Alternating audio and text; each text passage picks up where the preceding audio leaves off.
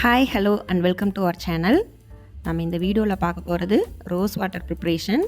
Hair oil ப்ரிப்ரேஷனுக்காக collect பண்ண இந்த ரோஸ் ஃப்ளார்ஸ் கொஞ்சம் மீதி இருந்துச்சு. சரி, அதை வச்சு ரோஸ் வாட்டர் ப்ரிப்பேர் பண்ணிடலாம் அப்படின்ட்டு ஃபஸ்ட்டு அந்த 2 தடவை நல்லா வாஷ் பண்ணி எடுத்துக்கிட்டோம். அதுக்கப்புறம் ஒரு பெரிய பாத்திரம் எடுத்து, நிறையா பூ இருக்கங்காட்டிக்கு பெரிய பாத்திரம் எடுத்துட்டோம். அதில் வந்து இந்த மாதிரி கல் வச்சு ஒரு செட்டப் பண்ணிக்கிட்டோம்.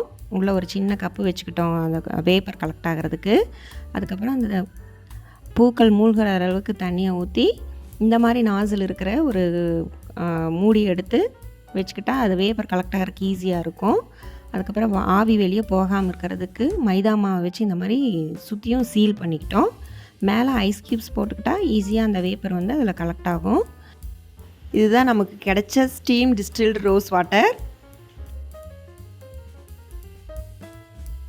இது ரோஸ் இன்ஃப்யூஸ்டு வாட்டர். இதை வந்து நம்ம ஃப்ரிட்ஜில் ஸ்டோர் பண்ணி வச்சுக்கிட்டு ஹேர் பேக்காகவும் ஃபேஸ் பேக்காகவும் யூஸ் பண்ணிக்கலாம். மீதி இருக்கிற பூவை நிழலில் வளர்த்தியாச்சு குக்கிங்க்கு யூஸ் பண்ணுறதுக்காக. ஓகே ஃப்ரெண்ட்ஸ், வீடியோட எண்டுக்கு வந்துட்டோம். Meet you in next video and take care.